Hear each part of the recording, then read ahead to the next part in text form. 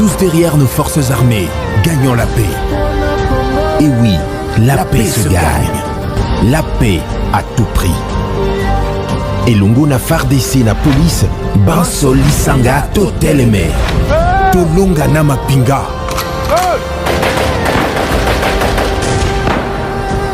Bendele Koyate. Chers téléspectateurs, Balandinois Soya GKM Télévision, c'est toujours votre humble serviteur, Cordo Cisco, coordonnateur des parlementaires du Bou et des communicateurs de l'UDPS Funa.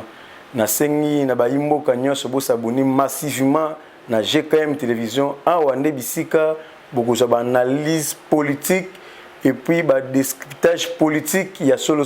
Sans plus tarder, to continue na point na biso à l'ordre du jour, eux ali situation sécuritaire en République démocratique du Congo. To zali ko kamwa ba sala nzambe ya Congo. Vu la situation sécuritaire ya Congo, mais tout le monde, papa cardinal Nabiso en bongo, accueilli na kikwit, pour na été, ouébisa bana kikwit, élection et mataye kita na 2023 élection ezali. Moi konzamboka Félix Sekedi Tshilombo akosala glismate. Jésus Christ a qui mission na mokilité, a qui mission na e, a qui glismate azongaki. Donc 2023 papa mokonzo ekolo akosala glismate. Au moment où tous la situation sécuritaire à l'est du pays est grave, mais tout le monde ici comme côté a condamné M23 ou soit rebelle rwandais, soit armée rwandais, soit gouvernement rwandais. C'est pour vous dire que même à l'église catholique, il y a des ADF et des M23 à Soudan. Papa Ambongo te dit que c'est un South africain. Et puis tu as bien qu'il y a un calcul politique. Oui, ça qui na police kanambi pour déstabiliser pouvoir. Il y a moi Namboka Félix Sekedi Tshilombo. Au moment où je vous parle, élection est la priorité, mais ils ont priorité des priorités. Ou ils ont priorité des priorités, ils ont restauration et paix durable à l'est du pays. Parce que beaucoup na est, beaucoup na est, bazali bandeko na biso ba congolais, bazali ba nyamate, bazali ba sosotema batate, bazali ba congolais. Mais papa cardinal, au lieu à défendre Imboka, un bon berger, à défendre Babrebi naï. Azali cardinal ya le Congo, il faut défendre Mabélé à Congo, à défendre Christ naï ba Congolais. Mais tandis que tant que Kagame a complicité na police kanambi, ba créer ba insécurité na niveau est. Pour na ko assassiner ba Congolais, pour na ko piller minerai ba Congolais, pour na ko piller quitter ba Congolais. Tout le monde qui sikamaroté tata cardinal a condamné M23 a condamné Kagame, a condamné la police Kanambi. Mais Tata Cardinal a tenu Fijans Mouteba, a qui ne kosangisa ba étranger, au bazan la complicité, na ba M23, na ba rebelle, a qui ne kosangisa ba cofondateur, il y a ba groupe rébellion à l'est du pays. Entre autres, Hippolyte Kanambe, entre autres, Soriano Danagno. Tala ici, Kambo, que c'est qui infiltré. Tolandi déclaration, il y a 5 ans. Que la guerre ne profite à rien. La guerre n'apporte pas la solution. Mais tandis que Nani Oyo Bani Kotake Congo, c'est Rwanda. Et si Kama Kote va condamner Rwanda, y compris la soi-disant opposants, autre bloc papayatique, bloc antipatriotique, bloc des étrangers. Et si Kama Kote Tomoni, et si Ka va condamner M23, va condamner Rwandais. Mais va distraire l'opinion nationale, internationale. Au moment où le peuple congolais a déjà braqué les yeux dans la situation de sécurité de Ganamboka, la FARDC, peuple congolais partout étendu en Mboka. Tout simani comme SL homme pour nous soutenir FARDC, pour nous soutenir le commandant suprême des forces armées congolaises et de la police nationale congolaise, Félix Sekedi Tshilombo, Nabitumba Mounene Oyazanango. C'est pour vous dire que M. Kabila avait fait plonger ce pays dans la misère la plus sombre de la planète, dans le noir, dans l'obscurité. Il a créé l'insécurité à l'est du pays en complicité avec son homologue Kagame, avec son frère Kagame, pour piller nos richesses, pour piller nos minéraux. Mais aujourd'hui, à travers l'avènement, il y a mon Amboka Félix Sekedi Tshilombo à la tête du pays, à Bétimé ça, pas question. Bazali bandeko na biso ba congolais ba o bazokoya na est bazali ba makiliya ba congolais je ne peux pas accepter le pouvoir nangai et tant que moi na mboka makila ya bana mboka esopana abanda ki otobenga ki recensement na kati armée ko identifier tout d'abord qui est congolais qui n'est pas congolais na kati armée parce que tu es bien très bien c'est monsieur police kanambe qui a infiltré l'armée congolaise na cadre infiltration wana to mona ki soki lo bitumba eza ko bundama entre ba rwandais ba M23 ba ADF ba Codeco ceux qui FARDC taqué bango jusqu'à dernier retranchement il ngi écrasé bango appelle aussi qui chasse na époque Kabila botika toyoki na négociation tant bokozonga to moni liwa ya muza mabe to moni liwa ya Mamadou Ndala ozala ki liwa moko triqué par Yémen Hippolyte Kanambi parce que aboya ki FARDC et kotati na mboko na bango ya Rwanda et bon bandeko ne banelotiki ba Rwandais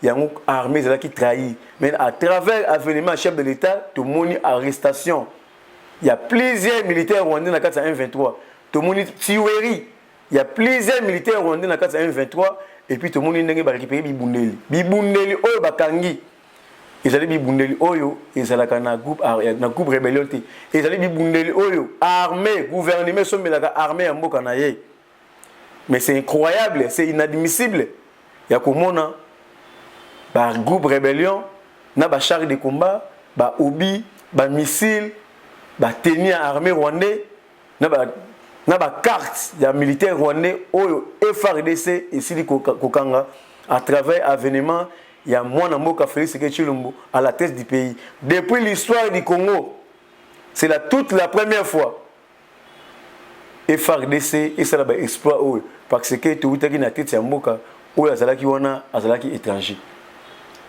ONG otobengi Human Rights Watch baloba yango depuis na TF5 c'est M. Kabila qui est le cofondateur ya mouvement M23 pour na ko annexer bango na est pour na ko piller minerai le Rwanda ekomaki premier pays ya production ya coltan ya or basale usine ya raffinement ya or na ya coltan na cobalt mais tandis que bazana yango te et là on y est les wana Kabila na Kagame basali plan na bango ya créer groupe rebelle au niveau est pour la copier minerai. Ba signé accord Kabila a joué comme son gouvernement congolais a foutu ba M23 $3 millions par mois. Après c'est bango site ya ba minerai ba pilla ka minerai ba or ba cobalt ba étain et qui na Rwanda. Yango toyoka ki Rwanda et comme qui premier pays ya production ya coltan na ya or na ya cobalt. Mais tandis que baza ko yibango na Congo sous bénédiction ya M. Hippolyte Kanambi. Tala esika Congo ezalaki infiltré, tala esika mboka etekamaki. Mais yo Francine Muyumba, yo Junior Petch olobi ke mokonza mboka akende ko consulter cofondateur ya ba groupe rébellion auto bengi Hippolyte Kanambi. Pour quelle résolution? Pour quelle solution? Tandis que Félix Tshisekedi, c'est une bénédiction pour la République démocratique du Congo. C'est M. Kabila qui a fait plonger ce pays dans la misère la plus sombre de la planète. Mokonza Mboka a consulté pour quelle raison? Pour que nous connaissions M. Hippolyte Kanambi a consulté frère Naé, Ndeko Naé, Noko Naé Kagame. Parce que l'option Congo est zui, et la option à se quitter. Tu dis que le Congo est victime, il y a complot, il y a communauté internationale. Même prise de pouvoir, il y a véritable Congolais de père et de mère. Ils sont à l'ordre du jour, la communauté internationale. Avènement à moi, Namboka Félix Tshisekedi à la tête du pays. Prise de pouvoir, il y a eu des pinces à la tête du pays. Même à niveau de la communauté internationale, même à niveau de Rwanda, même à niveau de Hippolyte Kanambi, la famille politique qui n'a pas perdu. C'est la haute politique au biso i des pestes au salaki pour arracher pouvoir en douceur sans coup de canon, sans coup de balle, na maboka ba rebelle, ba génocidaire, ba sanguinaire, ba pilleur, ba voleur ou ba piller moko pendant 18 ans. Papa et Tchène qui yango très bien.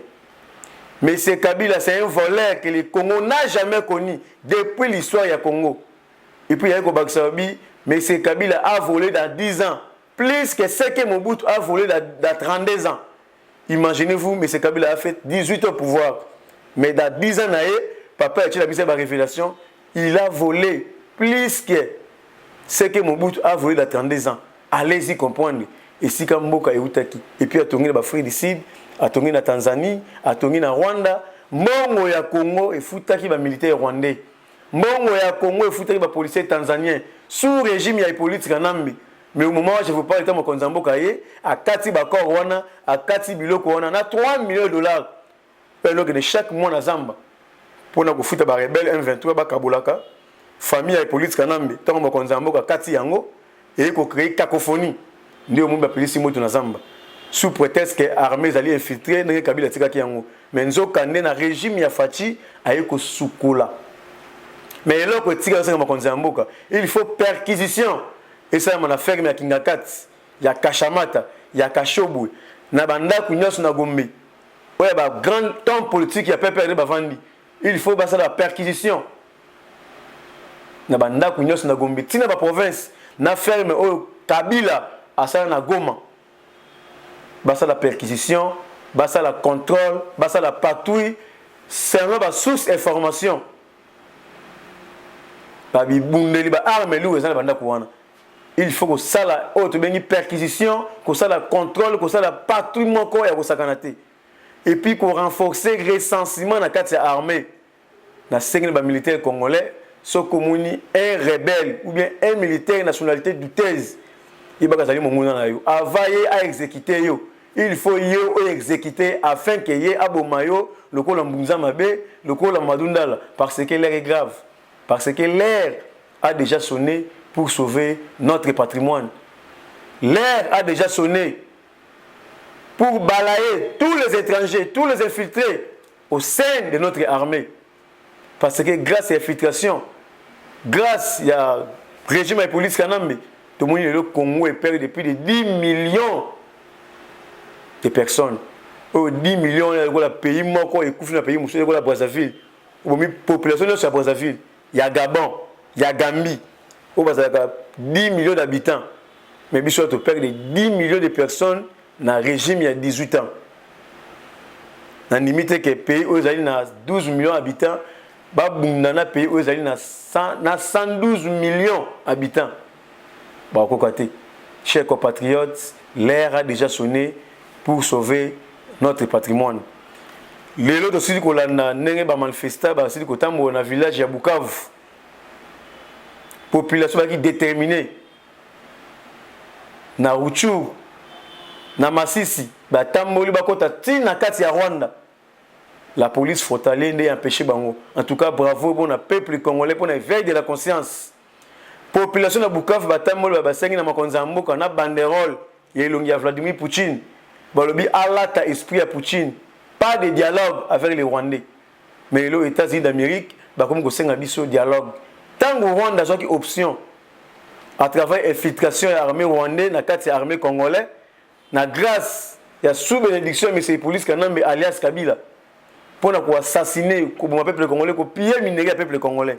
Tout le monde a dit que le Conseil de sécurité des Nations Unies, tout le monde a dit que l'Union africaine, qui voit pour cesser les faits, pour la cacophonie.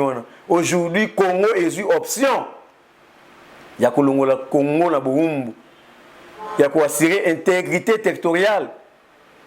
Mais tout le monde va donner des leçons de mieux belé. Va conseiller comme mieux belé. Va bien à Mokonzambo en Angola sous bénédiction de Macky Sall président de l'Union africaine, sous bénédiction il y a Joao Lorenzo pour jouer médiation entre RDC et Rwanda. Mokonzambo a Joao Lorenzo a Bengi Kagame a passé chef d'État Félix Tshisekedi. C'est clair. Soit la paix totale, soit la guerre totale. Au moment où je vous parle, mon consommation est ferme. Parce que l'armée, ils ont déjà balayé, nettoyé. Cette fois-ci, on a une option, il y a quoi assurer l'intégrité territoriale. Gouverneur militaire Constant Ndima, alors il y a un kata qui va occuper à centimètre mon côté à Congo. Au moment où je vous parle, l'armée congolaise a contrôle, il y a toutes les frontières au Italie, Rwanda, na Congo. Ils ont un contrôle, il y a l'armée congolaise. Sous bénédiction, il y a l'état de siège décrété par le chef de l'État. Tant que Tolobaki est très bien. L'état de siège, ce sont des rebelles en cravate. Papa Moussa bien très bien. Chers collègues, quittez les groupes rébellion. Yo, je m'en honoré dans l'hémicycle. alati cravate alati veste mais papa mboso azomona ye alati chaîne ya masasi asimi mandoki na maboko. C'est pour vous dire que mon cher collègue quittez le groupe Rébellion. Vous devez comprendre bien que 1-23 ils ont la complicité. Il y a des honorables dans le cadre du Sénat. Il y a des députés nationaux dans le cadre de l'Assemblée nationale. Où il y a 1-23 cravate. Où il y a un COP. Il y a des piliers minéraux. Il y a des militaires, les officiers. Dans le cadre de l'armée. Où il y a un COP. Il y a des piliers minéraux. Mais tandis que où il y a bazali ba peuple congolais, bazali ba être humain, où nzamba tindina mokili. Vie sacrée, abota bana, asima bakoko akola, mais yo précipiter liwa pour l'intérêt personnel, pour la copier minéraux na yo. Allez-y comprendre ce que Congo est utaki. Yango, Félix Seked, c'est une bénédiction pour la République démocratique du Congo. Chaque jour, si nous perdons Félix Seked à la tête du pays, c'est-à-dire nous perdons le Congo. Nzamba qui sont battus avec IDPS, photo nyokoma, photo bunda 3 décennies, 37 ans d'élite. Na 37 ans wana, ezala qui a ba sentimenté, ezala qui a kolia hamburger zelate, ya ko mela shawa, ya ko mela champagne zelate, ya kolia shawarma zelate, ezala qui a minyokoli. Pendant 37 ans, batu ba kufi pour ba marche pacifique. Batu batikali ba veuve, ba orphelin, batu batikali ba aveugle, ba défaut ba koka. Pour nous réclamer élection libre et transparente et crédible dans les délais constitutionnels conformément au calendrier électoral. Mais le col a message politique a gagné pour recruter 1-23 militaires rwandais à Tsebango na kati armée congolais ba lati la police congolais ba larguer bango ne bomonaki ici comme client ba congolais et sopana qui na marche pacifique et c'est là que ba militaires rwandais ba 1-23 ne ba kotaki na kati. Il y a la police nationale congolaise pour massacrer le peuple congolais. Chers compatriotes, allez-y comprendre. Tala ici ka Congo est là qui est infiltré. Tala ici ka M. Kabila plongé Kimboka. Le Conseil de sécurité des Nations Unies invite la RDC et le Rwanda au dialogue pour une paix durable conformément à la charte des Nations Unies qui prône la paix, qui prône le principe de la résolution pacifique. Chers compatriotes, tant que nous sommes congolais, tant que nous dit pourquoi Conseil de sécurité des Nations Unies, basala kiwap. Na sengi na gouvernement congolais makamba ko pesa. Autre bengi Karega ambassadeur rwandais ba injonction kili tomoni yangote. Injonction moto zo zilabiso peuple congolais akanga bisaka azonga na Rwanda.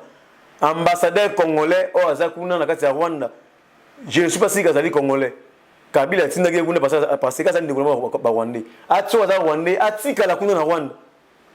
So azali véritable congolais de père et de mère ba retirer son na Congo. Mais je ne suis pas si kazali congolais. C'est un Rwandais. Bakata relation diplomatique entre RDC et Rwanda parce qu'ils doivent profiter de l'autre côté pour l'intérêt du peuple congolais. Parce que article 5 et le bien la souveraineté appartient au peuple congolais. Peuple Tosengi, ambassadeur ya Rwanda, azonga na Rwanda. Karega, akanga bisaka, azonga na Rwanda. To boto les passeports diplomatiques, to boto les nyoso, to contrôler mboka na biso entre nous les Congolais. Yango na sengi na chef de l'État, na gouvernement congolais, na ministre des Affaires étrangères, ba injonction pour essayer ça bon. Mais oyezali motuya, oyo peuple congolais azozela. Il faut que zoyer, que zongisa ye na mboka na bango. Chers compatriotes, l'heure est grave. La volonté du chef de l'État Félix Seked à ramener la paix à l'Est est palpable. Une nouvelle unité des forces armées de la RDC est arrivée aujourd'hui à Goma. C'est pour vous dire que mon Konzamboka a été déterminé pour améliorer, pour restaurer paix dans l'état sur la République, surtout à l'Est du pays. Yango lo baki yango nandimi même jusqu'à sacrifice suprême soko esengi ngai na kufa na kota mabele nandimi yango pona ko restaurer paix yango esengi ngai na yo congolais partout dans le monde to simana comme SL homme to soutenir notre frère et notre sang Félix Seked Tshilombo parce que bitumba ezali munene bitumba o makonza mboka engagé ezali contre Rwanda te ezali contre complot o communauté internationale basala RDC pendant 3 décennies. pendant des années aux années. Mokonzi mboka lelo ayeko bunda na communauté internationale na ba Rwandais pour ramener paix, pour restaurer paix durable en République démocratique du Congo. Yango esengi ngana mona mboka partout congolais azwami to soutenir chef de l'état na armée congolais na bitumba oyo tozana yango. To soutenir mokonzi mboka parce que soki lipambo leza munene bitumba ezalaka munene. Félix Tshisekedi c'est une bénédiction pour nous les Congolais. Esengi to soutenir ye na losambo na ba marche de soutien. Na sengi na congolais partout tozwami. Tout ça la cotisation ya $1 na l'église. J'espère que Tokolanda na kosenga na régie ba balancer les biso prédication ya pasteur oyo ndenge a corriger en bongo na senko. C'est pour vous dire que l'église catholique est allée néo-coloniale, ba beki ba néo-coloniale. Bango ba lingaki tout ça toujours colonisé na ba occidentaux, tout ça toujours colonisé na ba rwandais. Mais tala ba discours na bango ezako c'est sika moko te ke bazali basala nzambi. Même en bongo ayeko ça le contraire na o mosengo na mabule basalaki. Mosengo lobaki ba médoc il faut pas dégager. Mais ba médoc ba dégager mais en bongo ayeko ça la continuité à soutenir ba médiocre. Pour bazonga ko torturer le République démocratique du Congo. Mais to kondima eloko wana te nous les Congolais, nous les vrais catholiques, tout ça qu'on condamné à 100% comportement ya cardinal Fridolin Ambongo. Yango to sengi na papu à Roma. Aya na lombango ko retirer type oyo azali mosali ya Nzambe te, oyo abwaki Biblia, oyo abwaki col pastoral pour na ko lakisa ete à côté na vie politique actif. À tiki évangile à cause de la vie politique active comme opposant. Il y a notre frère Félix Tshisekedi Tshilombo, on a dit que ça a une action palpable. On a dit que moi on a mis le lot ban bazo tango ofele, le lot moni pacification à est du pays en douceur. Le lot moni oh le salamate na Congo. To moni ngo grâce à événement ya mona mboka Félix Tshisekedi Tshilombo. Taux d'échange, réserve d'échange. Oh mais c'est les polices qui ont batika na 800 millions de dollars. Mais l'époque qui a fait ce que tu peux il a mis 3 milliards, 3 milliards 500 millions de dollars et triplé. C'est pour vous dire que moi, Namboka, Félix Tshisekedi Tshilombo, a un souci à améliorer les conditions de vie du peuple congolais. Tout le monde augmentation de salaire qui va fonctionnaire. Tout le monde mécanisation, il y a 22 000 agents de fonction publique. Tout le monde mécanisation, il y a 75 056 enseignants dans l'enseignement, dans la FSPT. Le lot basu salaire il y a 2 mois et puis bakosi na listing ya paye. C'est pour vous dire que mon konzambo kazo ko améliorer les conditions de vie du peuple congolais. Tout le monde chantier na Congo par-ci par-là.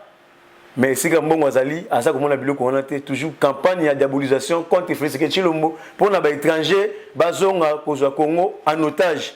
Ya on a sengi na peuple congolais na veille de la conscience, na veille patriotique. Makambo oyo mwana mboka Félix Tshisekedi Tshilombo sali na 3 ans 32 ans au bout tout le monde yango te. 4 ans musée tout le monde yango te. 18 ans police kanambe un Rwandais au Congo tout le monde yango te. O mokonzi mboka sali ça ba exploit malgré ba coca jambe et ba FCC cash to boma yango malgré ba coca jambe ya majorité parlementaire ya ko ba bamba to boma yango mais mokonzi mboka à la opinion nationale et internationale azali déterminé pour na ko améliorer conditions de vie ya peuple congolais et puis azoko améliorer yango au temps la Congo ma chantier na chantier o isalamate depuis Congo ezala Congo. C'est grâce à l'événement, il y a mon amboka Félix Tshisekedi Tshilombo. Il y a un sengi ngana yo to soutenir notre frère, notre sang. Nabi tuma munene o azana yango parce que musapi moko elongola facilité. Na ko kabona to kolonga te. Mais na bo moko to kolonga. To mona ki na niveau ya Ukraine, nabi tuma na Russie, tandis que na Ukraine ba opposant bazali. Tant ba soki attaque Russie, ba boka ko opposition na mai, tous les classes socio-politiques culturelles, tout le monde ba sangana comme un seul homme pour nous faire face na Russie. Tandis que Ukraine bazali atena bibundelité kolika Russie. Bazana ba pays moko mukie par rapport à Russie, mais ceux ba faire face ba résister parce que na unité na bango. Yango na sengi na peuple congolais, to la na ba étranger oté o ba na classe politique congolais pour na ko sala opposition, pour na ko bundisa ndeko na biso azali makria na biso Félix Tshisekedi Tshilombo. To simba na comme un seul homme, to soutenir moi na mboka Félix Tshisekedi Tshilombo qui est notre frère. Contrôle au sein de l'armée sur les officiers nommés de manière irrégulière, sans brûler les étapes normal. On a bisio bazongiti na 1970 pour na kotala ba militaire oyo ba kota na armée na officier ba ya na paramètre nini. L'air est grave. Coup de chapeau na chef de l'État, coup de chapeau na FRDC. Nous les Congolais nous sommes derrière vous. Matière ezali ebele, mais télévision ezali ngonga. C'est votre humble serviteur Cordon Cisco Charles Jafuna pour la kozwangai plus 243 89 68 53 286 plus 243 89 68 53 286. J'ai dit et